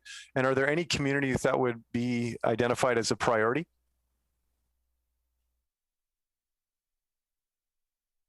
Minister Wharton? Thank you, Mr. Chair. And again, certainly a good question, and a good question for Central Services. Again, they're the lead department in the procurement, and certainly they would be able to provide the answers that the member from St. James is looking for in a timely manner.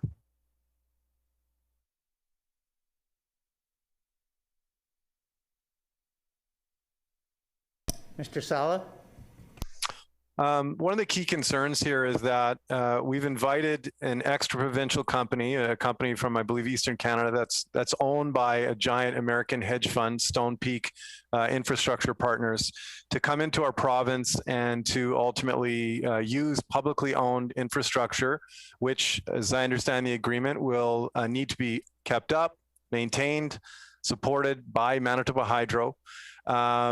Although we don't have clarity on the value or what Xplornet is paying for that, it would seem as though there are a lot of concerns here about whether or not we're using these publicly owned assets to create the most value possible for Manitobans. So one of the concerns here is that ultimately, with bringing in this company from out of province, that currently small Manitoba businesses, those internet service providers, those last mile providers in our communities around this province, have currently had a great arrangement with Manitoba Hydro Telecom, where Hydro Telecom was a backhaul provider for internet, and they provided neutral access to that publicly owned fiber. With bringing in this company that to date has actually acted as a competitor to all of those small ISPs, there's concerns now about what those small businesses, those Manitoba-owned businesses, will face in terms of their ability to access that publicly owned fiber. If they're now asking their competitor for access to that backhaul internet, are they going to get that access to that backhaul internet when Xplornet themselves are going to want to find those plum opportunities where there's the greatest opportunity to make profits? There's probably going to be some concerns there. So I guess what I'd ask is, can the CEO provide any commentary around how she feels this arrangement might end up impacting those last mile providers, those small Manitoban ISPs? Minister Wharton. Thank you, Mr. Chair. And again, Central Services is not in committee today. We're talking about the 2021 annual report from Manitoba Hydro. These are all questions that certainly are appropriate for Central Services to follow up on. And again, I recommend the member address his questions to Central Services on a go forward. Mr. Sala? I would imagine that the minister understands why that expertise would reside with the CEO, but we will move on. Just asking now a bit about export contracts. I'd like to ask the CEO, how much are the total firm contracts that we can expect to be reflected in Hydro's upcoming general rate application?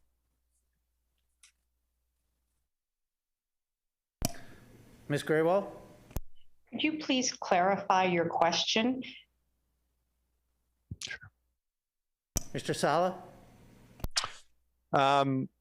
What is the total value of the firm contracts that Manitoba Hydro has that we can expect will be reflected in its upcoming general rate application?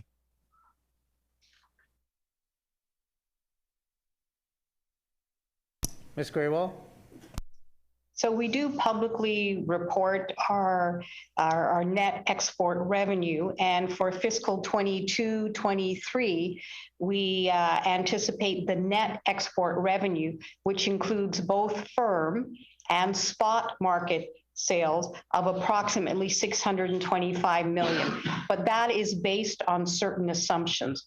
One of those key assumptions is that we return to average water and the drought does not continue. That is a very, very key assumption, because the variability that we face, we anticipate in 22-23, based on current water conditions, is that there is the risk with the water, weather, et cetera, of up to 700 million variability swing positive, negative on that net income. But that is what we are forecasting for 22-23 is 625 million in net export revenue, which includes both firm and spot market sales.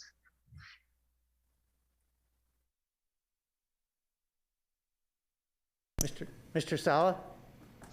Thank you for that response. Does Ms. Grewal expect export revenues to be better than projected for this current fiscal year? Ms. Grewal?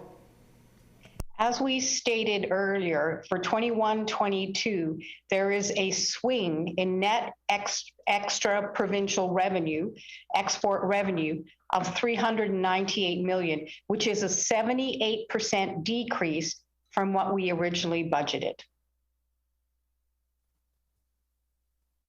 Mr. Sala? Has Hydro begun the process of engaging in any additional negotiations relating to new export contracts for the upcoming fiscal or even this current fiscal? Ms. Grewal? Manitoba Hydro always has ongoing discussions with parties that are interested in our green, dependable energy, but there is nothing specific in terms of any additional firm export contracts. Mr. Sala? And has Saskatchewan asked for any greater amount of exports? Has there been any exploration of that, or can the CEO give a sense of what that, we'll call it, market opportunity is for Hydro at this point?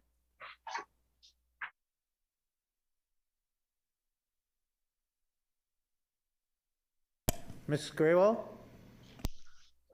In terms of specifically with Sas Power, there's two activities that we've undertaken, and I just want to make sure I'm specifically referring to the correct one.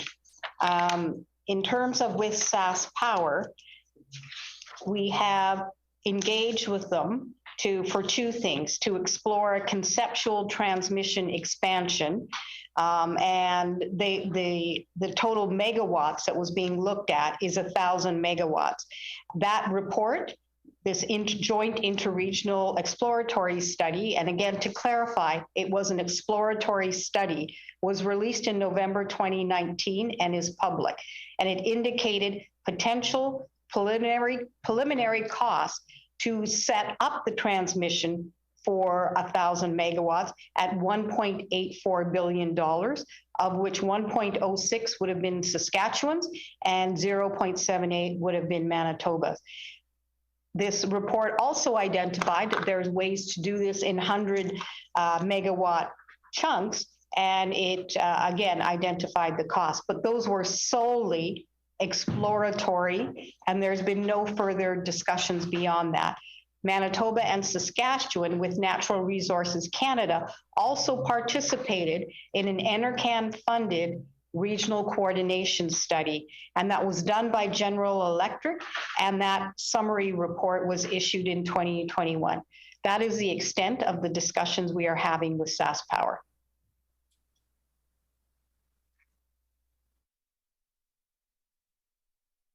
Mr. Sala? Appreciate that. You know, we're seeing quite a bit of shifting in terms of the energy landscape, of course, right now, especially in the MISO market where we sell a significant amount of our power. I'd wonder if the CEO can elaborate a bit on how she feels the future of firm contracts will look in places like the MISO market. Does she see the market softening? Does she see increased challenges for Manitoba Hydro to get good rates in those areas? Or what's her perception about the future of our ability to get high value firm contracts in other markets on a go-forward basis? Before I go to Ms. Grewal, I will just announce that we had about 3 minutes of technical difficulties where we had to pause. So I would like the committee to go to 2:03, as we previously agreed to go to 2 o'clock, with allowing 2 minutes to finish the moving the report. So we're going to go to 2:03, so you can judge for yourselves on your questions going forward. So Ms. Grewal, please go ahead.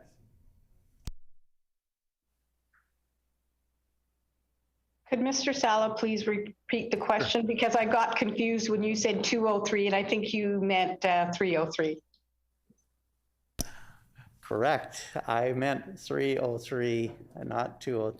We will go to 3:03. So Mr. Sala, could you please quickly repeat your question? Thank you. Absolutely.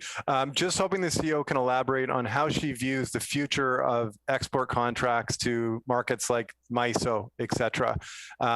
There's reason to think that those markets are going to soften, that we're going to be increasingly challenged in selling our power at good rates to MISO and other markets. How does she perceive the future of export contracts and some of the challenges we might face? Ms. Grewal?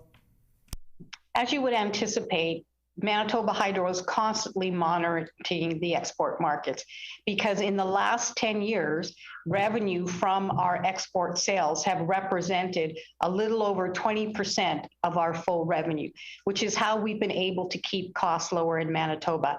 That being said, it's very hard to speculate, but what we have seen in those markets is there's considerable more wind power coming in. And it's hard to speculate because we aren't the only ones entering those markets with energy, and it's yet to be determined. The landscape is changing. Mr. Sala? Thank you for that response.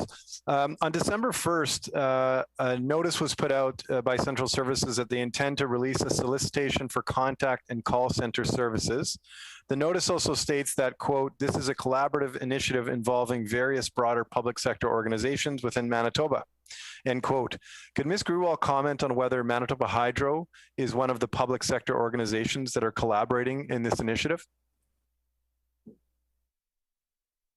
Ms. Grewal? Manitoba Hydro is collaborating in the initiative, and if, as a result of that initiative, it is the best way to proceed in terms of serving our customers most effectively and efficiently, we will continue to participate. Mr. Sala? I appreciate the response. So what could that mean for the current customer service center located within Manitoba Hydro? If Hydro is to proceed as a partner on that broader initiative, what what does the future hold for the customer service contact center within Hydro? Ms. Graywall? As you pointed out, this is in very early stages. As to what that may or may not mean for our customer service center, I wouldn't feel comfortable speculating. Mr. Sala?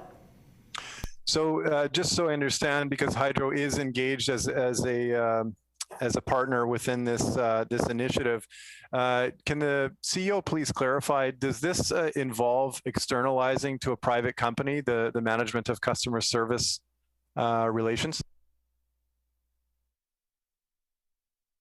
Ms. Graywall? My understanding is this is about call handling technology, which underpins how you engage with, enables customer interaction. Mr. Sala? So your understanding is not that this will involve the contracting out of customer service functions in terms of the people side of the equation. Your understanding is that this is simply focused on the technology that's being used itself? Ms. Graywall? That is my understanding, but I am not as close to this as perhaps others are in Manitoba Hydro, but I've heard nothing to the contrary other than it's about technology. Mr. Sala?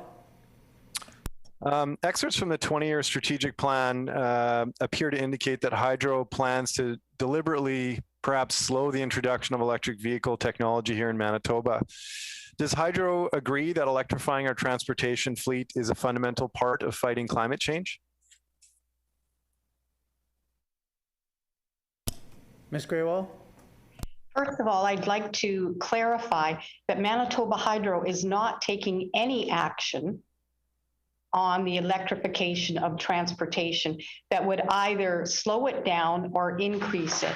This is one of the topics in the integrated resource plan for us to understand what are the future demand for electrification of transportation, whether it's individuals such as you and I driving our cars, whether it's mass transit, whether it is the large trucking fleets. Mr. Sala? So when we look to other jurisdictions, especially those that have a lot of hydroelectric wealth like Manitoba, if we're talking about BC or Quebec, they seem to be light years ahead of Manitoba in terms of deploying or advancing electric vehicle charging networks and ultimately supporting the advancement of the electrification of transportation. Why is Manitoba so far behind?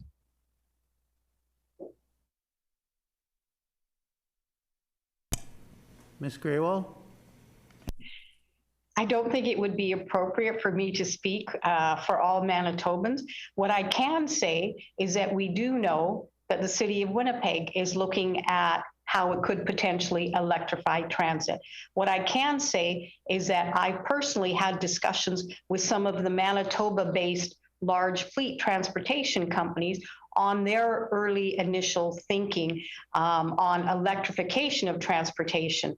But there's also other technologies that they're also looking at, such as hydrogen. So I can't speak for them, but what I can say is once we complete our IRP process, we'll be in a better position to speak to what it is that Manitobans are thinking and looking for in terms of the electrification of transportation. Mr. Sala? So given the IRP process, I think earlier it was mentioned that it would be a 16-month timeframe until that was completed. Is it fair to say that Manitobans can expect that we will not see any advancement of electric vehicle charging infrastructure driven by Hydro until at least 2-3 years from now? Ms. Graywall? Again, I believe it would be premature for me to speak to that, because if in the early part of consultation, it comes out very loud and clear that our customers and Manitobans want to move quickly on the electrification of transportation, then absolutely we would do everything we need to play the role that is defined for Manitoba Hydro. But I want to clarify that energy policy will also play a role in defining what role Manitoba Hydro plays, because there are lots of other market entrants putting in place, and we see that in Manitoba all the time, electric vehicle charging stations. But it will be our job, as always, and as per the Act, to ensure the reliability is there to support the electrification of transportation at the pace and scale that Manitobans want. Mr. Sala?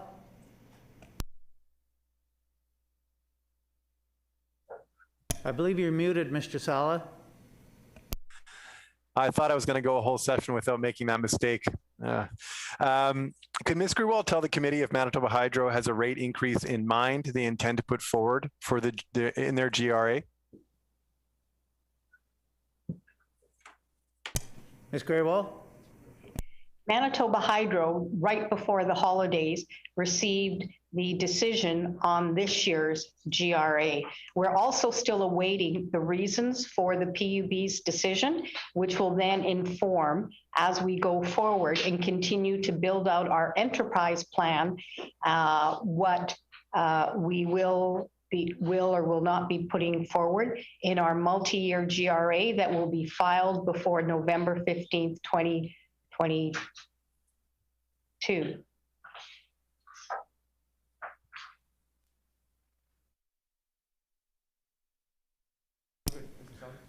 Mr. Sala? So just to confirm at this point, there is no number in mind, no estimated number that that Hydro is seeking to bring forward.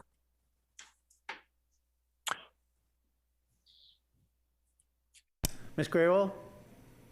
Manitoba Hydro has not yet done the work and the analysis to be able to land on where we believe we would be putting it on the basis on which we would be putting forward an application for rate increases.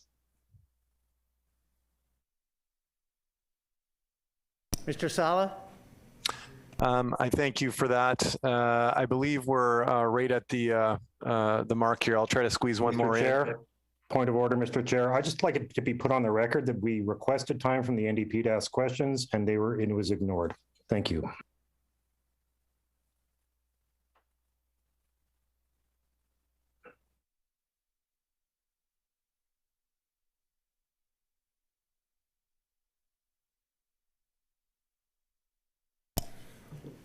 Oh, Mr. Sala is there. He has his hand up.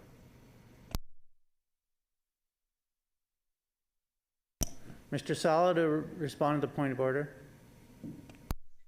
No response. Appreciate the concern on the behalf of the Liberal member, and just appreciate the opportunity to ask these questions today in this short amount of time we were allotted. It is not a point of order, and as previously agreed to, we will now put the question on the report. Shall the annual report of the Manitoba Hydroelectric Board for the fiscal year ending March 31, 2021 pass? Pass. I hear a pass. The report is accordingly passed. The hour being 3:03, what is the will of the committee? Rise. Committee rise.